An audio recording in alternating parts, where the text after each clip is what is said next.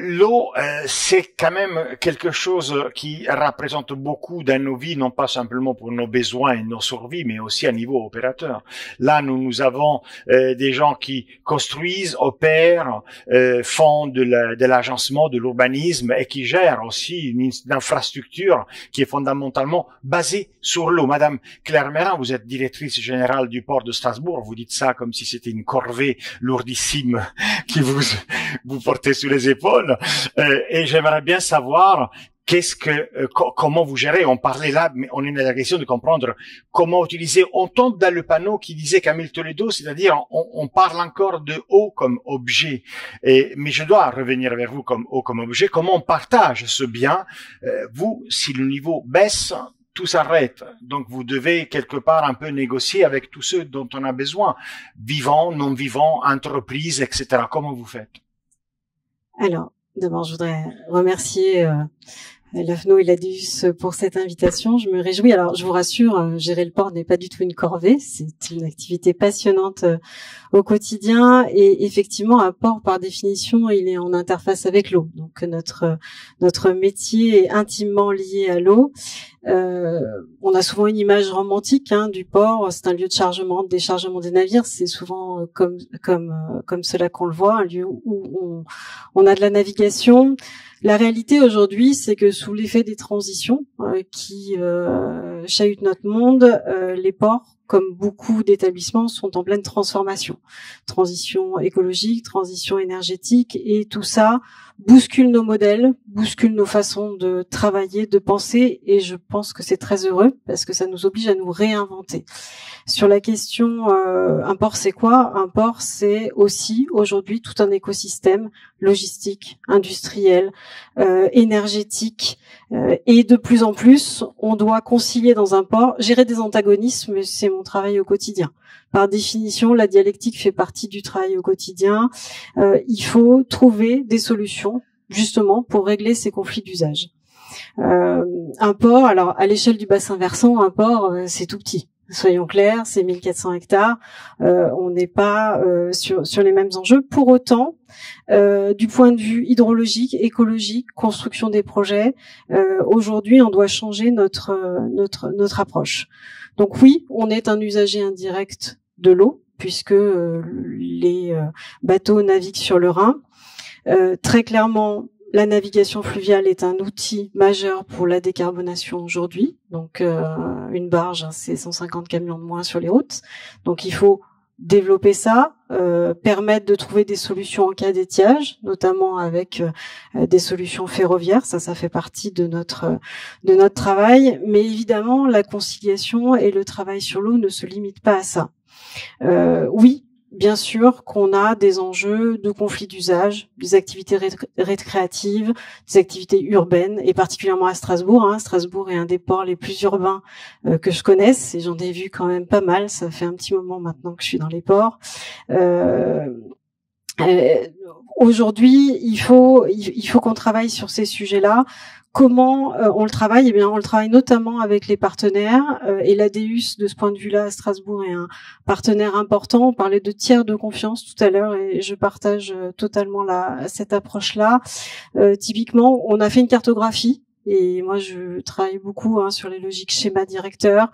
On disait que l'eau est un flux tout à l'heure. Comment est-ce qu'on aborde cette logique de flux dans nos activités? Et on a cartographié les différents usages de l'eau, ce qui nous permet d'identifier les tensions et ce qui nous permet de concilier les usages. Il ne s'agit pas de privilégier un usage par rapport à un autre. Je disais tout à l'heure qu'on vit des transformations importantes. Je pense qu'il faut qu'on travaille différemment. C'est-à-dire que l'eau, d'une certaine manière, la préservation de la ressource en eau nous oblige à changer et à réfléchir sur nos modes de gouvernance, sur nos façons d'aborder les projets. Et on peut plus raisonner en silo. On découpe pas, on partage pas en fait. On concilie et on travaille de manière de plus en plus systémique. Et ça, c'est un des enjeux et un des défis, notamment dans un port. Je vais vous donner quelques exemples sur lesquels on travaille au port de Strasbourg. Un exemple dont nous sommes fiers aujourd'hui et qui a mobilisé de nombreux partenaires, notamment l'agence de l'eau, mais aussi les collectivités et Et l'Adéus, c'est notre gare fluviale. Alors, notre gare fluviale, elle accueille du tourisme de croisière, donc on est bien sur une conciliation des usages avec le tourisme fluvial, et on l'a conçu vraiment comme un démonstrateur. On a été soutenu en cela par l'agence de l'eau notamment, et on a désimperméabilisé complètement les sols, on a repensé tout le système d'eau pluviale, on a travaillé sur la biodiversité. Et l'idée, c'est vraiment de montrer que l'infrastructure, elle aussi, et notamment l'infrastructure portuaire, peut devenir vivante. Et de repenser notre rapport à cette infrastructure-là. On travaille beaucoup sur les corridors de biodiversité. Donc, je pense qu'il faut qu'on sorte de l'idée qu'un port, c'est juste de l'infrastructure, de l'industrie, mais c'est aussi une façon de concilier. Les plus grands gestionnaires d'espaces naturels aujourd'hui en France, c'est beaucoup les ports. La zone de fosse, c'est 10 000 hectares et vous avez une richesse et une biodiversité et des plans de gestion qui sont extrêmement importants. Donc, l'idée, c'était de faire de ce projet un démonstrateur, un laboratoire de conciliation où on croise le tourisme fluvial, l'environnement, l'ingénierie hydraulique, et tout ça dans une logique de relation ville-port apaisée. On a d'autres exemples. À Lauterbourg, on a mis en place une action en matière de biodiversité, d'éco-pâturage depuis un moment. Et là, on renforce. On parlait de ville-éponge tout à l'heure. Nous, on aimerait bien travailler sur la notion de port-éponge avec un système notamment qui permet de gérer les interfaces entre le Rhin et le développement de l'infrastructure. Je vais revenir vers vous. Vous parliez tout à l'heure de travailler avec des partenaires. Madame Kosciusko-Scott, à Bordeaux, vous êtes libérée d'un partenaire, dans le sens que vous êtes réapproprié de l'eau. C'est-à-dire qu'on parlait justement là maintenant avec Madame Merlin du fait de revoir cette cartographie de l'utilisation. C'est un élément essentiel, effectivement, pour travailler avec qui a accès et a besoin de cette eau. Après, il faut voir qui est dans la carte, qui peut ne pas être encore dans la carte. Comment vous travaillez à Bordeaux? Pourquoi vous avez voulu récupérer l'utilisation de l'eau? Avec quelle stratégie? Alors, écoutez, sur Bordeaux Métropole, effectivement, nous avons décidé, nous avons fait un choix politique en 2020 du passage en gestion publique de l'eau. L'eau est un bien commun, essentiel, on l'a entendu, vital, qu'il faut savoir protéger, préserver et partager. Et il nous a semblé que de récupérer la gestion publique de l'eau, c'était se donner des moyens de maîtriser au mieux une gestion publique et politique, c'est-à-dire dans une transversalité d'une métropole qui s'engage dans une transition écologique et où l'eau, effectivement, est un levier et un élément essentiel. Donc, de rompre avec la marchandisation de l'eau, j'ose dire, c'est vrai que nous avons, une histoire de concession avec une entreprise multinationale depuis plus de 100 ans. C'était un choix fort qui nous a mené aussi à être dans une gouvernance plus démocratique, transparente. Nous avons associé les usagers, nous avons associé les associations, y compris associations environnementales. Nous nous sommes emparés de cette question en tant qu'élus pour s'en saisir et de pouvoir mener au mieux nos politiques de transition, nos politiques, donc, cela a été dit, tous les enjeux aujourd'hui de la désimperméabilisation des sols, de la revégétalisation dans la ville, de faire une métropole résiliente. Eh bien, nous sommes donné les moyens en ayant un opérateur public. Cette gestion publique de l'eau, pour moi, je crois que c'est un enjeu majeur demain, aujourd'hui et demain. C'est pour ça d'ailleurs que beaucoup de métropoles s'y engagent et des collectivités. Ne restons pas que dans le domaine urbain. Nous sommes dans un réseau national qui est France au public. Et moi, je suis ravie aussi d'être là parce que je suis membre du réseau européen Aqua Publica Europa, qui nous rassemble et qui nous amène et qui nous invite aussi à appréhender l'eau. Et j'ai beaucoup aimé ce que disait Mme Trottier sur la demande et le besoin. Nous amène justement à l'appréhender différemment, parce que nous ne sommes pas sur le même prisme. Et puis en même temps, cette gestion publique, elle nous engage dans nos responsabilités de mener, par exemple, un SCOT bioclimatique où l'eau a été un levier et une condition à envisager l'aménagement de notre territoire de demain dans toute une ère métropolitaine. c'est aussi un élément et un choix fort pour envisager le partage de l'eau. Alors le partage de l'eau, nous sommes dans un territoire, vous connaissez la Gironde, vous connaissez certainement ces bons crus. Nous avons de l'excellent vin, mais nous avons aussi une excellente eau de qualité, puisqu'elle nous vient de nappes souterraines, de nappes profondes, où nous avons aussi des grands crus. Nous buvons de l'eau de Cro-Magnon.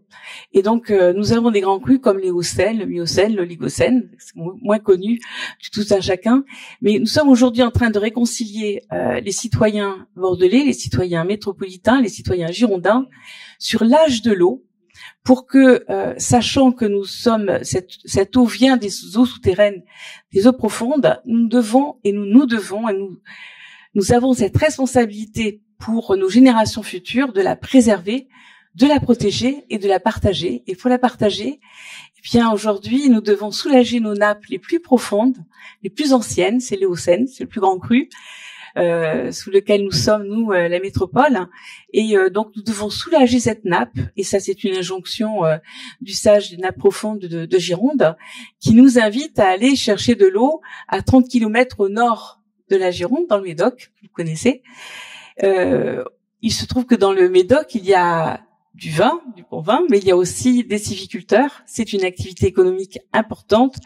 Et ce projet de champ captant dans les Lottes du Médoc, qui va donc approvisionner pas seulement la métropole, elle va approvisionner jusqu'à 2 Girondins sur 3 sont concernés par ce projet.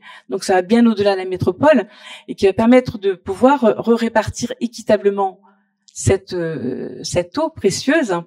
Effectivement, ça fait naître quelques conflits, de conflits entre urbains et rural et ruraux, et qui réinterroge d'ailleurs à la question fondamentale que je posais au départ, qui est l'eau est un bien commun. Oui, et ça c'est intéressant parce que en fait les conflits pour l'eau, on a des guerres qui commencent par l'approvisionnement en eau, donc on sait très bien que c'est une source aujourd'hui contextée à plusieurs niveaux.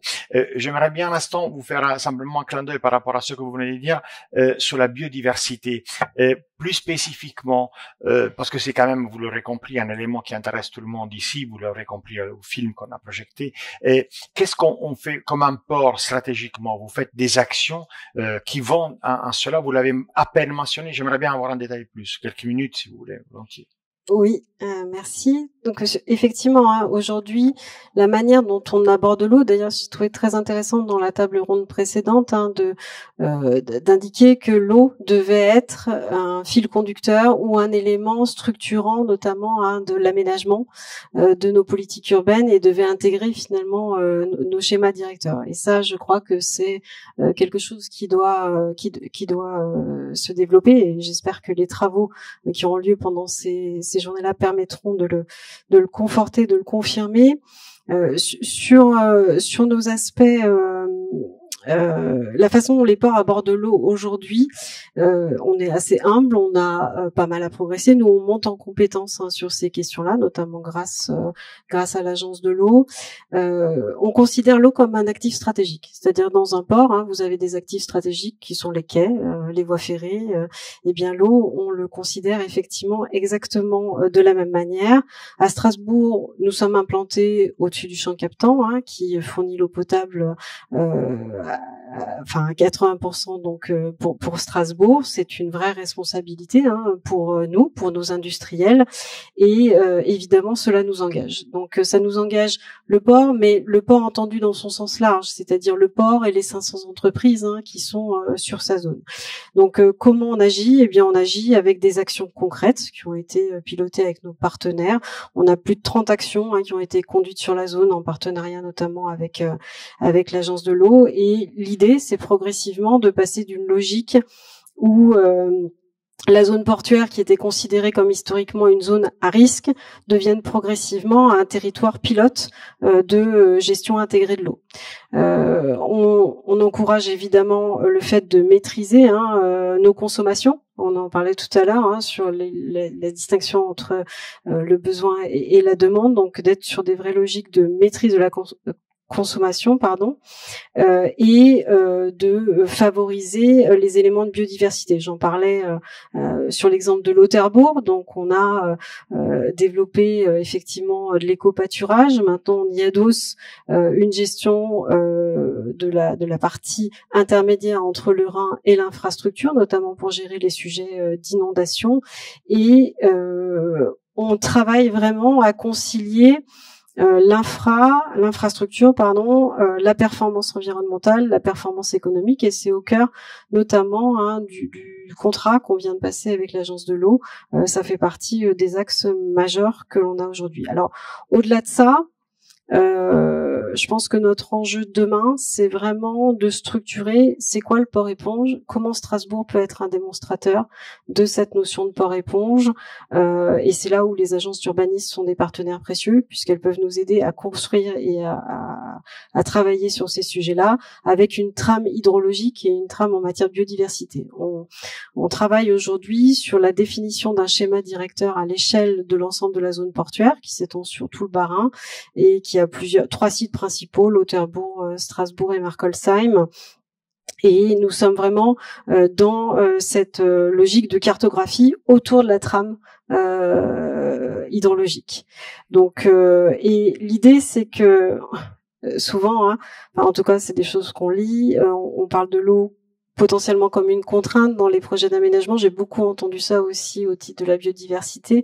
Moi, je suis profondément convaincue aujourd'hui, et je pense que c'est un des gros enjeux pour les ports français, européens et tout port, de considérer que l'eau, la biodiversité ne sont pas des contraintes, mais vraiment des leviers de transformation. Et ça doit changer nos métiers, changer nos approches. Je pense que les ports qui gèrent des espaces naturels, et c'est vrai notamment dans les grands ports maritimes français, doivent aujourd'hui, on voit de plus en plus d'ailleurs, au départ on sacralisait des espaces de biodiversité, donc à Marseille, qui est un port que je connais bien pour y avoir travaillé longtemps, dans la zone de Fos, vous avez tout un espace de ce qu'on appelait la couronne verte, qui était finalement un espace qui avait été sacralisé. Aujourd'hui, on rentre dans des logiques de gestion dynamique et intégrée, c'est-à-dire qu'on ne se borne pas à sacraliser de l'espace, mais on travaille avec le Conservatoire du littoral, avec les établissements publics d'aménagement pour renaturer, pour compenser, pour redévelopper de la biodiversité. Et ces actions-là, qui sont des actions dynamiques, trame bleue, trame verte, seront de plus en plus présentes, à la fois, je pense, dans les ports en eau salée et dans les ports en eau douce, comme les ports intérieurs. Merci beaucoup. Alors, c'est très très vaste et c'est intéressant parce que je vais revenir vers mon collègue le professeur Wensen et je pense que à écouter les premières deux interventions de cette table ronde, on comprend bien à quel point l'approche doit être, je dirais, simplement holistique. C'est-à-dire qu'il faut vraiment considérer tous les partenaires, recenser déjà tous les vrais partenaires, non seulement les partenaires commerciaux, mais autre chose. Donc, c'est vraiment une sorte de révolution de travailler avec l'eau. J'ai bien aimé, enfin, c'est pas que c'est à moi de juger, mais je trouve intéressante pour la suite de la conversation ce concept de l'eau non pas comme une contrainte, la biodiversité non pas comme une contrainte, comme une levier. D'ailleurs, on va en parler avec vous par rapport à ce travail, non pas contre. Et alors, est-ce que c'est la bonne approche? Parce que vous vous occupez de projets de recherche sur la rivière. Est-ce que c'est une approche, ça m'intéresse, quand on a eu un échange, j'étais bluffé, on dirait en français, par votre mention d'un écrivain de science-fiction des années 50, qui était Van Vogt, le Canadien, avec le mot nexialiste, qui était quand même assez particulier comme mention, parce que je ne serais jamais attendu. C'était perdu dans mes études de sciences politiques, le mouvement structuraliste des années 70, c'est les derniers qui utilisaient ce mot. C'est une approche très générale. Est-ce qu'on a le bon approche? J'aimerais bien savoir de vous si cette approche en tant qu'hydrologue, en tant que spécialiste de rivières et de fleuves et de formation pour ceux qui doivent opérer là-dedans, est-ce que c'est la bonne approche? Oui. Ok. C'est très bien. Donc voilà, je viens donc à l'architecte après. Je voudrais rebondir sur ce terme nexialiste. Du coup, ici à Strasbourg et ensemble avec le KIT à Karlsruhe, on est en train de créer un nouveau master pour les gestionnaires qui sont un peu des couteaux suisses scientifiques. Mm-hmm. C'est-à-dire, on va les inciter à se spécialiser sur tout. Il faut utiliser les diverses sciences comme une boîte à outils. Et il faut apprendre très très vite et il faut naviguer les incertitudes. Ce qui nous est devant nous avec le changement climatique, c'est vraiment inouï. Et ça va devenir très chaud, on le sait déjà. Il y aura des moments catastrophiques. Et en même temps, il faut maintenir la positivité. Je parle d'un éco-positivisme. Ça, c'est très important pour faire face à l'éco-anxiété qu'on a un peu partout actuellement, que tout le monde se recule et dit « Ah non, moi, tout seul, je ne peux rien faire. » Et ce sont des milliards de personnes qui disent ça, sans réfléchir qu'ensemble, ils pourraient tout à fait faire quelque chose. Donc, je porte aussi une autre casquette de chaire UNESCO, où on travaille un peu autour du monde, à Kerala en Inde, par exemple, où la gouvernance est vraiment très intéressée à la participation du citoyen. Les intègres, résultat, dans cet État indien, ils ont réussi à restaurer 60 000 kilomètres de rivières. Donc, c'est vraiment, c'est possible. Il faut engager, il faut faire engager pour cela. Il faut vraiment produire des images positives de cela. Donc, on peut, à la place de regarder tout cela comme une contrainte, il faut réduire, on peut gaspiller moins d'eau. Et en même temps, on peut vivre mieux. Ici à Strasbourg, nous avons la plus grande constructrice des toits Soprema, et eux, ils produisent des toits végétalisés qui peuvent en même temps servir comme une station d'épuration de l'eau. Et avec cela, on veut créer le projet Tepuy, c'est-à-dire comme en Amérique du Sud, il y a ces montagnes où il y a comme des îlots pour la biodiversité sur les toits de la ville. Et on peut connecter cela, mais il faut vraiment intégrer cela aussi au réseau vert et bleu. Et là, on ne peut pas mentir. Il faut changer à grande échelle. Si on veut vraiment rafraîchir nos villes, ça ne suffit pas de mettre une micro parc un après l'autre, mais il faut les mettre en réseau. Et je suis même un peu provocateur. Il faut peut-être dans quelques villes penser à Paris, moitié du 19e siècle, ou Baron de Haussmann, n'est-ce pas? Ils ont complètement reformaté une ville à cette époque, et il faut nous poser la question à quel niveau faut-il nous reformater nos villes pour faire face au changement climatique. Quel espace déjà bâti, construit, faut-il rendre à la nature pour cela, pour réduire la chaleur, pour augmenter les espaces d'évapotranspiration. Mais si on veut augmenter cet espace, on en avait parlé dans la pause avant, on a un réfrigérateur, mais il faut aussi le brancher, c'est-à-dire il faut utiliser de l'eau pour la évapotranspiration. On peut, à partir de l'architecture, on peut construire des toits pour produire de l'ombre, mais si on veut vraiment réfléchir, il faut évapotranspiration à la bonne échelle. Et ça veut dire augmenter la végétation urbaine, mais elle doit boire aussi de l'eau. D'où vient ça? Donc, il faut créer une justice. Et cette justice doit avoir, et c'est pour ça que je trouve les agences de l'eau la meilleure invention du monde, je pourrais dire, vraiment de créer un territoire basé sur le bassin versant. Toutes les décisions de territoire basées sur le bassin versant. Mais nous, vous étiez sortis de la salle, mais Julie Trottier nous a expliqué effectivement que le bassin versant a été une partie de la gestion de l'eau. Oui. Il y a de l'eau qui passe à niveau souterrain d'un bassin à l'autre. Donc il y a, et même Monsieur Morvan était d'accord sur ça. Donc la gestion de l'eau est à niveau de bassin peut-être très bien. D'ailleurs, on sait très bien que les 6 bassins versants français ont été dessinés pour une question politique, pas géographique. D'ailleurs, la Corse elle est dans le bassin versant d'un autre côté. Donc, est-ce que on peut aller encore plus loin, parce que est-ce que le bassin versant, qui n'a pas le calcul exact de l'eau, est l'échelon pour la considération de la coopération entre les différentes collectivités et usagers de l'eau en général? À mon avis, il faut créer un territoire de responsabilité. Et si on regarde le bassin versant du Rhin, par exemple, rive gauche, rive droite, on a des approches, malgré tous les efforts, encore un peu différents.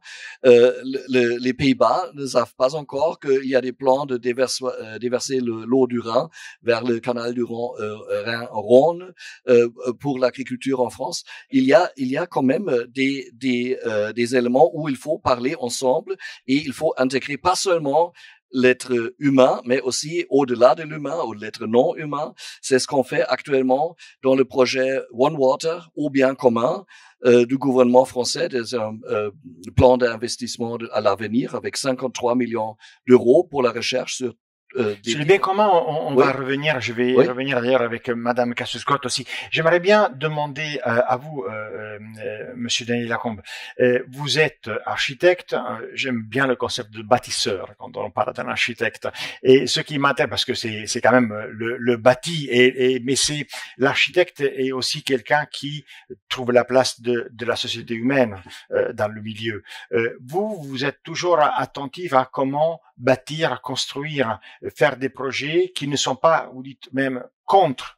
Je ne m'impose pas quelque part, je cherche de me mettre quelque part entre autre chose qui est la nature, dont aussi l'eau. Et quand on a pu en parler par téléphone, une chose qui m'avait intrigué, c'est moi je bâtis dans des endroits que aujourd'hui ils sont inondés et dans un mois ils sont en pleine sécheresse. Voilà, qu'est-ce que ça veut dire cela? Je veux dire, c'est quand même aujourd'hui un vrai défi, bâtir l'emplacement pour les hommes et les femmes dans des conditions pareilles. Vous êtes parfait parce que on a une première table ronde qui nous dit que tout ce qui est du côté de l'objet est quand même à surveiller avec grande prudence et qu'on ferait mieux de se déplacer du côté du sujet, là où il y aurait un peu d'espoir, un peu de vivant et un peu d'horizon. Et tous, on dit ça. Mais tranquillement, vous me mettez du côté de l'objet comme bâtisseur. Merci beaucoup. Ouais. Ça, mais c'est fait exprès, vous inquiétez pas. Vous êtes parfait. Mais c'est la situation dans laquelle on me met à chaque fois. C'est-à-dire que moi, je cherche des endroits où on puisse passer de l'objet au sujet, mais en tant qu'architecte, aujourd'hui, que je suis, chaque fois que je suis sur un événement, qu'il soit avec trop d'eau, pas assez d'eau, trop d'incendie, ou même trop de chaleur, qu'est-ce qu'on me réclame? Un objet plus étanche, plus solide, plus à l'abri de tout. Vous voyez, exactement comme nous quatre, je sais pas pourquoi, on nous a mis à l'abri de l'inondation de Strasbourg, on est quatre flamants roses, là, complètement dissociés du sol, en train de flotter. C'est l'inverse qu'il faut faire. Je préfère des Italiens comme vous, marchant sur le sol de la place Saint-Marc, et quand ça monte, je monte sur la chaise, et quand ça monte, je monte sur la table. Mais là, on est ridicule, et c'est ce qu'on me demande de construire tout le temps. Soyez étanche à tout, veut dire qu'on sera étanche à la nature. Donc, il est normal que si on ne la comprend plus, on s'y noie. Et étanche à l'air, quand l'air est trop chaud, ça veut dire immédiatement le chemin de la climatisation. C'est quand même le monde qu'on me demande de construire à chaque perturbation. J'ai apporté 3 images, si vous voulez les voir. Je pense que l'endroit où je m'intéresse à travailler, qui est l'endroit compliqué des aléas forts. Voilà, on les voit maintenant. C'est la première. Sont des endroits où j'ai fait ce qui plaira à celui qui m'a invité, une proposition de faire autrement. Pour le dire vite, le chemin de maintenir l'étanchéité totale, je pense qu'on en a pour encore 10, 20, 30 ans, une génération entière. Et c'est un combat assez long. La deuxième chose, c'est que les assureurs, pareil, nous demandent le retour à l'identique. C'est-à-dire que chaque fois que ça casse, pour l'instant, les assureurs nous demandent de remettre le même argent à l'identique. Quand je suis dans les vallées au-dessus de Nice, on perd quand même dans la Tinée-Vésubiroya 1 milliard. Si je fais des dessins à l'identique, je vous reprends 1 milliard la semaine prochaine. Ce qui était presque le cas. On a pris Alex en 2020, on a pris Aline en 2023. Quand je suis à Romorantin, évidemment, quand le préfet dit au maire 80% doit être réservé à la rivière, le maire qui m'avait d'abord confié un projet de 400 logements où je n'avais ni pensé à la rivière, je savais même pas ce qu'étaient les vivants non humains. Vous voyez ce que je veux dire? C'est pas des choses qu'on apprend dans les écoles d'architecture. J'ai pas fait médecine, moi, je dirige pas une agence de l'eau. Je savais même pas ce qu'était une zone humide. Donc, évidemment que la colère, elle est totale. Donc, qu'est-ce qu'on fait? On invente un univers à 80% de nature. Mais c'est pas comme font aujourd'hui le greenwashing, architecture et nature ensemble dans une fausse dialectique. C'est, je pense, un dessin de nature que je propose pour que les habitants sujets s'intéressent à la nature sujet. C'est ça la grande question qui me passionne, c'est que rien n'est fait dans notre vie quotidienne pour qu'on s'intéresse à la nature. J'ai des enfants, quand il pleut à Paris, ils sortent pas, par exemple, vous voyez. on a l'éducation qu'on peut et celle qu'on donne. Mais comment on fait dans un quartier pour avoir un chemin vers la nature? Évidemment, je fais ce quartier-là. Quand ça arrive en 2016, le maire me dit à la fois bravo et à la fois il m'engueule parce que l'eau est passée dans le quartier, que vous compreniez bien. Vous voyez, il n'avait pas compris au bout de 5 ans de travail qu'en mettant les bâtiments dans le sens du courant, en mettant les rues un peu au-dessus pour rester à l'abri comme les habitants qui sont là, maîtres de leur destin, de pas partir avec la vague, il me dit, Eric, vraiment, t'es pas si fort que ça, l'eau est rentrée dans le quartier. Mais je lui dis, mais Janie, c'est parce qu'elle est rentrée qu'il n'est pas cassé. Même le journal Libé était obligé de titrer un quartier touché mais pas coulé. Vous vous souvenez? Vous avez l'âge de ce jeu-là. Je continue avec une autre image. Quand j'arrive à Mandelieu, comme j'ai réussi Romorantin, l'État s'était dit, lui, Daniel Lacombe, Eric, il est pas trop mauvais, on va l'emmener aux mauvaises nouvelles. Je viens après 2015-2019, à chaque fois il y a des morts, hein. Et j'annonce au maire que 80% de la ville, en PPRI, un plan de prévention de risque inondation, va être classé inconstructible. Super après-midi, vous voyez, vous allez voir un maire, 80% de sa ville en zone inconstructible, il nous dit, comme toi tout à l'heure, oh, j'ai lu la tour, je vais passer de l'objet au sujet, vous voyez. Non, il nous dit pas ça, le maire. Il nous dit, tu vas rentrer à Paris. Vous voyez? Il nous dit pas ça. Je fais un premier dessin. Les seules solutions qu'il y avait, un magnifique endroit, je te regarde encore, zone humide. Les hydrauliciens se disent, je fais un grand trou, vous voyez, des tonnes, des milliers de mètres cubes de vers de terre, pardon pour tes amoureux, de zone humide à la poubelle. Au fond du trou, une digue de 5 mètres. Et les gars qui sont derrière, propriétaires du groupe Casino, se disent, on est à l'abri. Super. Sauf que quand même, on le sait qu'une digue peut lâcher. Et on sait qu'il y a un règlement depuis 2019 sur rupture de digue de 100 fois la hauteur du mur. Je suis pas un grand mathématicien. J'ai fait que architecture, mais 100 fois 5, ça fait 500 mètres. Donc en fait, à ce moment-là, ils comprennent qu'ils perdent le terrain devant, 500 mètres, et le terrain derrière, 500 mètres. À 1 kilomètre, la négociation, elle se fait. Donc je leur dis, lâchez-moi le terrain devant, et derrière, vous ferez pas ce que vous voudrez, parce qu'il y a plein de services, mais vous pourrez faire la métamorphose de la ville. En faisant ça, évidemment, qu'est-ce qu'on fait? On est à Mandelieu, il fait plus de 40 degrés l'été. Eh bien, on garde de l'eau sur le sol naturel, en faisant ce qu'on appelle des restants, c'est pratiquement des rizières. On multiplie par 4 la zone humide. Je suis en train de repérer tous les oiseaux, tous les animaux. C'est plus que ça m'intéresse, c'est que ça me passionne. Mais surtout, vous voyez, c'est comme quand vous êtes dans votre baignoire et vous avez de l'eau qui est là. En fait, vous laissez, je vous dis ça pour un jour où vous aurez des inondations. Si la baignoire, vous la laissez fermée, au bout d'un moment, elle servira à rien. Vous ouvrez simplement le fond de la baignoire et ça s'appelle une autre rivière. Et on emmène une autre rivière à 40% vers la Méditerranée. Ça, c'est un premier partage de l'eau. C'est-à-dire que quand il y a trop d'eau, on vient de sauver le quartier qui était en bas du Rio. Il vient de gagner 10 ans de survie parce que on bascule 40% qui, d'une certaine manière, augmente les zones humides, augmente les oiseaux et augmente quoi?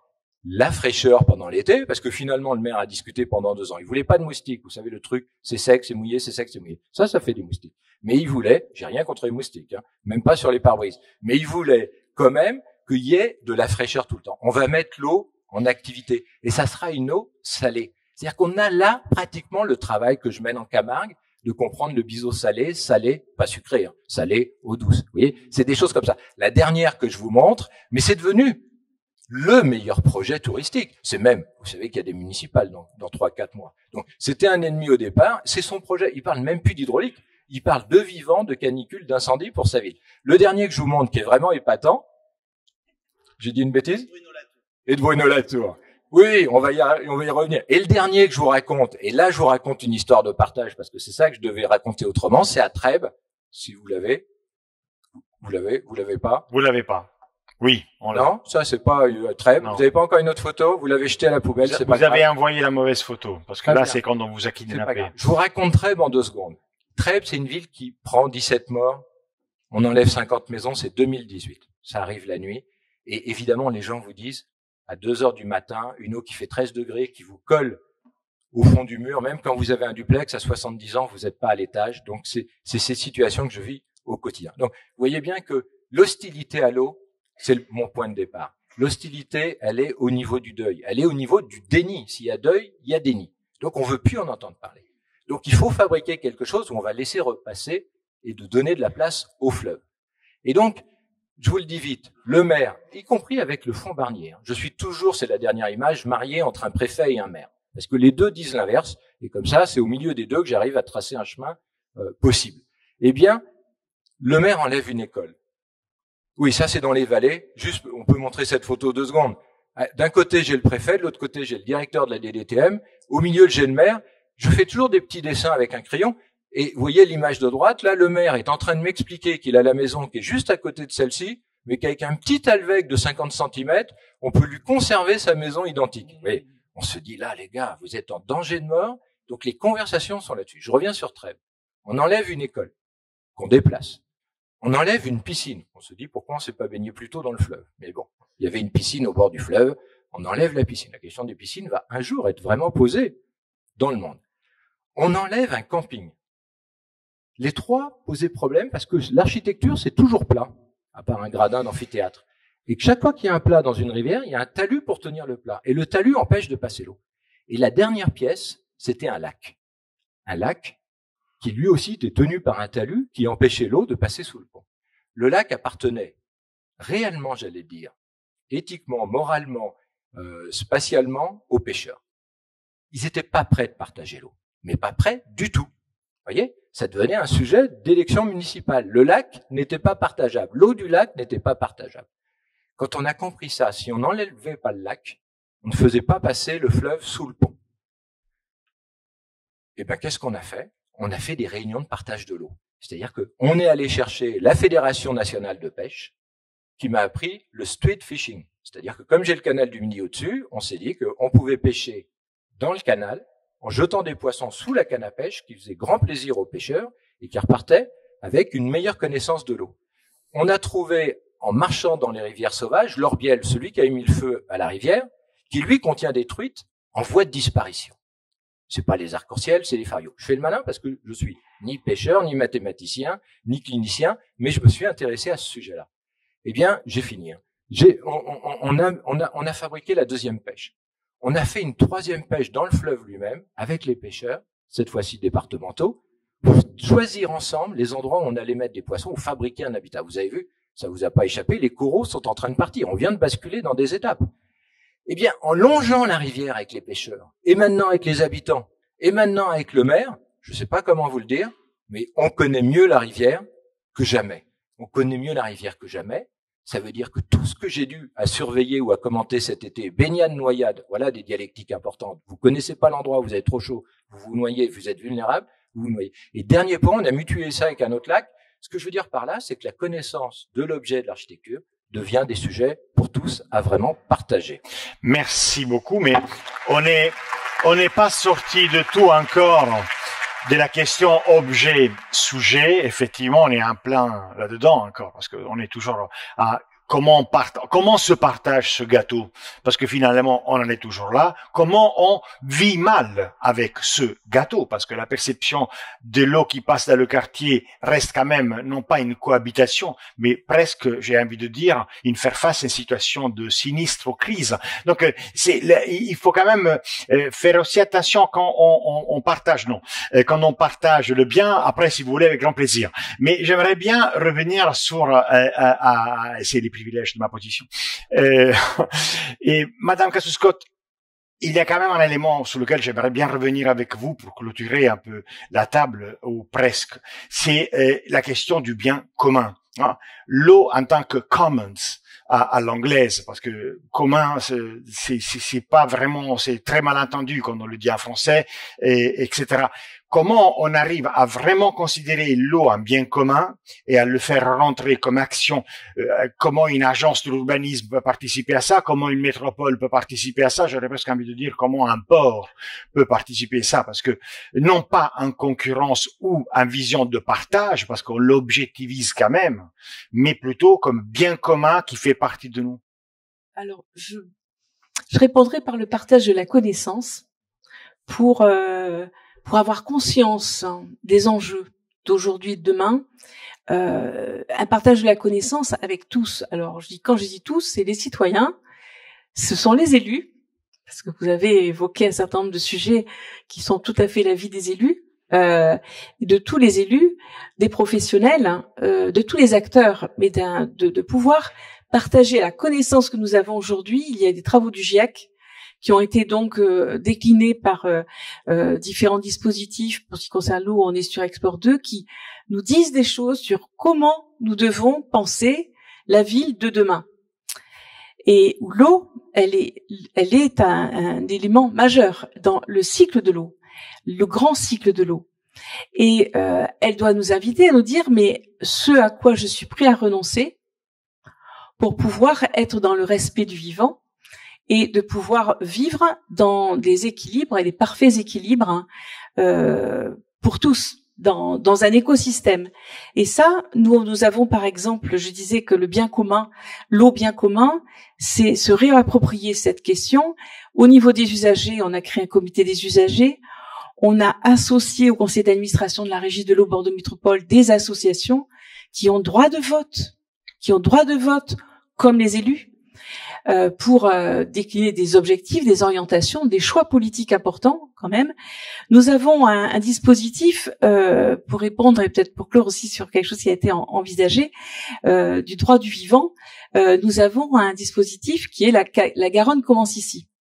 Et là, c'est un dispositif qui invite tous les citoyens de la métropole et les touristes, il y en a beaucoup à Bordeaux, de savoir que partout sur des abattoirs, nous avons la Garonne commence ici, on l'a sur les territoires et autres, c'est s'interroger sur le devenir des eaux pluviales, et quand on vit beaucoup de trop d'eau, des fois pas assez d'eau, mais aussi trop d'eau, des déchets que nous renvoyons dans les réseaux d'assainissement, ça va dans la Garonne.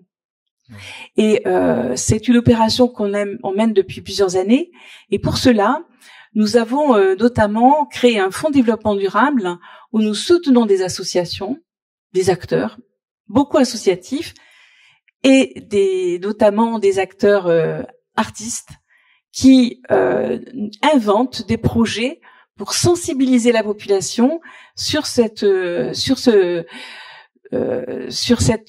enjeu de protéger la Garonne et qui nous amène d'ailleurs aujourd'hui à travailler sur la reconnaissance juridique du fleuve. Pour ce qui a été dit tout à l'heure, je crois que c'est essentiel parce que c'est une manière aussi de se réapproprier le fleuve. C'est notre fleuve. C'est un fleuve qui nous relie, puisque nous avons plusieurs rives. On a un estuaire qui est le plus long d'Europe. Et ce fleuve, nous devons le protéger. Et c'est chacun d'entre nous qui pouvons le faire. Donc ce dispositif, il est là pour éveiller les consciences. Et je terminerai par la gouvernance de l'eau qui pourra, je reviens à la gestion publique, mais pour moi elle est essentielle. On a parlé des agences de l'eau, j'ai parlé de dispositifs où l'agence d'urbanisme a joué son rôle aussi pour cartographier des sites dans lesquels il fallait plus agir que d'autres. C'est la gouvernance qui nous invite à vraiment mettre tous les acteurs au même niveau de connaissance et de conscience pour pouvoir changer de paradigme. Parce que ce que vous avez dit tout à l'heure m'a un petit peu heurté parce que vous avez un maire qui vous dit moi je veux faire ci, mais le voisin, qu'est-ce qu'il veut faire? Et ce qu'il fait lui, quelle retombée ça peut avoir sur le voisin d'à côté? Il faut je pense penser et vivre et gérer aujourd'hui nos territoires, non pas seulement avec notre propre regard, mais avec un regard holistique, comme le disait tout à l'heure. J'ai envie d'adresser à tout le monde le souhait. Enfin, merci beaucoup. Après, vous avez raison.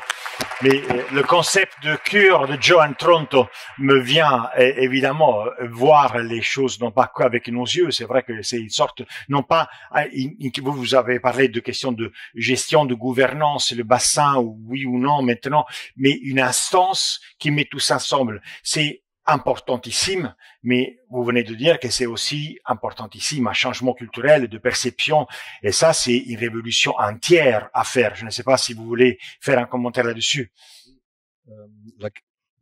Si, ça marche. Plutôt ça. Ok. La question de la perception, c'est notre lien en tant que chercheur. On travaille surtout sur le factuel, mais c'est aussi la partie émotionnelle qui nous connecte avec la nature. Et là, on a, c'est-à-dire une transition entre les cultures plutôt animistes qui étaient éteintes en Europe avec l'extinction des Celtes ou des cultures celtiques qui n'ont pas été écrites. Et notre culture, le développement de la culture. On fait à l'échelle de toute la France, mais aussi un peu mondiale, une question: comment pouvons-nous faire engager les gens en faveur de la nature, surtout pour la protection de l'eau? dans ce projet One Water au bien commun. Et c'est assez intéressant. Il y a d'un côté, il y a la persona, personare, ça veut dire on porte un masque. Dans la comédie drame grec, on a porté des masques pour prendre la personnalité d'une autre personne. C'est l'origine du mot. Et on a des jeux persona où on se met à la place d'un tel organisme et on regarde maintenant, on a certaines conditions pour vraiment se mettre à la place de cet organisme pour comprendre mieux qu'est-ce qu'on fait avec cela. Donc ça, c'est une opportunité. Une autre que j'approuve beaucoup, c'est la culture, vraiment les liens culturels. Si vous pouvez télécharger mon 18e bouquin, Life as a Dance to the Rhythm of the Waters, la vie comme une danse au rythme des eaux, c'est apparu chez UNESCO. Et là, on a regardé un peu comment au monde entier, comment ça se fait. Et dans la Loire, par exemple, on a la transformation de la batellerie sur la Loire, qui est devenue aujourd'hui la remontée du sel. On l'a vu il y a 3 semaines. 50 bateaux Moyen-Âge qui remontent, qui n'apportent plus le sel à la voile. Mais là où il atterrisse, où il arrive, il y a des manifestations pour les droits de la nature. Et je trouve ça très, très intéressant. Il y a des très diverses motivations. Il y a aussi une culture de proteste sur le Tavignano en Corse, où il y a le prochain fleuve à candidater pour une personnalité juridique. Mais ça, ce sont des diverses approches qu'il y a d'aller au-delà du factuel, vraiment pour se sentir une compassion avec la nature et de cette manière comprendre, c'est pas seulement une nostalgie de protéger la nature parce qu'on a peur pour les pauvres bébêtes, mais on comprend, nous faisons partie de cette nature et il faut la protéger pour notre propre bien-être, pour la qualité que nous voulions. Si on veut avoir une température très élevée, on ne peut plus dormir pendant les nuits. Voilà, business as usual. Ou si on ne veut pas ça, on doit changer quelque chose. Madame Merlin, je sais que c'est pas votre responsabilité. Vous êtes la directrice générale d'un port et vous avez déjà plein de choses à faire. Mais est-ce que le port, se sachant au centre de cette situation, mène aussi une campagne culturelle à ce sujet? Enfin, peut-être c'est non, tout brièvement la réponse. Oui, absolument. Enfin, la préoccupation de faire connaître les activités portuaires, de permettre de découvrir ce que le port réalise, notamment sur les sujets de biodiversité. On travaille avec nos équipes aujourd'hui pour donner à voir le port, notamment sur nos bassins, un peu comme on donnerait à voir d'ailleurs les espaces naturels, donc avec un cheminement piéton pour faire découvrir aux citoyens quelles sont les actions des ports. Alors on y travaille sur Strasbourg, beaucoup de ports y travaillent aussi sur d'autres zones portuaires, et ça c'est extrêmement important. Enfin moi je partage totalement ce qui a été dit sur le fait que porter à connaissance, partager la connaissance, travailler sur une gouvernance plus ouverte, associer le citoyen, font partie, et le droit de l'environnement est un droit quand même fondé sur la démocratie directe. Les notions de bien commun touchent à des notions d'équité, et sont structurées par ça, et je pense que ça peut nous aider à progresser de façon importante. Donc oui, c'est un élément très important. Enfin, nous, on l'a acté dans le 4e axe de notre projet stratégique, sur un collectif engagé et sur le fait de vraiment porter à la connaissance nos actions sur ces questions-là. Merci beaucoup. Une question vraiment bête. Est-ce qu'on arrivera à faire apprécier dans les minutes qui restent ce concept de bien commun? Parce que moi, j'ai la sensation qu'après, comme dit Daniel Lacombe, il a raison, on trouvera toujours un maire qui va te demander 50 centimètres de plus par ici et par là, dans une nécessité ou une maison étanche. Est-ce qu'on arrivera vraiment à faire tomber ce mur? C'est l'exemple pourrait sembler mauvais. Entre vous, 30 secondes vraiment chacun, ça me ferait plaisir. Je vous en prie, Daniel Lacombe. Oui, et à condition de faire très attention aux mots. Vous voyez, je suis pas là pour engager des projets qui protègent la nature. Là, si on fait ça, on n'y arrivera pas. Vous avez entendu que je proposais une architecture qui rend les habitants soucieuses de la nature, c'est-à-dire prendre soin des autres, c'est prendre soin de soi-même. Vous avez cité Tronto, mais c'est ça le care, la cohabitation. Prendre soin des autres, c'est prendre soin de soi-même. Et aussi, à partir du moment où on engage ça dans ce qu'on appelle du vivant chez les humains. Je suis d'accord, il y a du vivant chez les non-humains, mais moi je m'attache toute la journée à la pratique des vivants humains. C'est-à-dire qu'à Trèbes encore, je parle à des gens d'une prudence avec 4 mètres d'eau, 7 mètres d'eau, et au moment où je leur parle, ils ont plus d'eau, ils ont arraché leurs vignes se sont transformées en maquis, et cet été, ils ont perdu 17 000 hectares. Voilà les sujets sur lesquels je suis toujours. Vous avez raison. Je vous en prie, 30 secondes à vous aussi. Eleanor Ostrom, il faut parler aussi de quoi, qu'est-ce qu'on veut partager, c'est l'eau dans un bassin versant, entre qui, c'est la population de là, ensemble avec toute la nature là-dedans, et avec quelles règles. Et il faut se mettre en accord sur ces règles. Et sur les premiers travaux de Eleanor Ostrom, on a vu que ça peut fonctionner, mais les gens qui sont dans ce territoire doivent se mettre en accord sur ces règles et qui partagent quoi. Alors maintenant, c'est l'élu que j'interroge là-dessus. Donc, l'élu répondra que l'eau, c'est la vie. Sans eau, il n'y a pas de vie. Donc l'eau, c'est précieux et ça appartient à tout le monde. Enfin, c'est la nature, c'est le vivant, ce qui nous est donné, ce qui nous permet de vivre. Et donc à partir de là, ça n'est pas un bien marchand, tout simplement. Donc quand je le disais tout à l'heure, moi je plaide pour la gestion publique de l'eau, c'est parce que c'est comme l'air. Sans air, on ne respire plus. Sans eau, on ne vit pas. Donc c'est quelque chose qui appartient à tous. Merci beaucoup. Je vous demande d'applaudir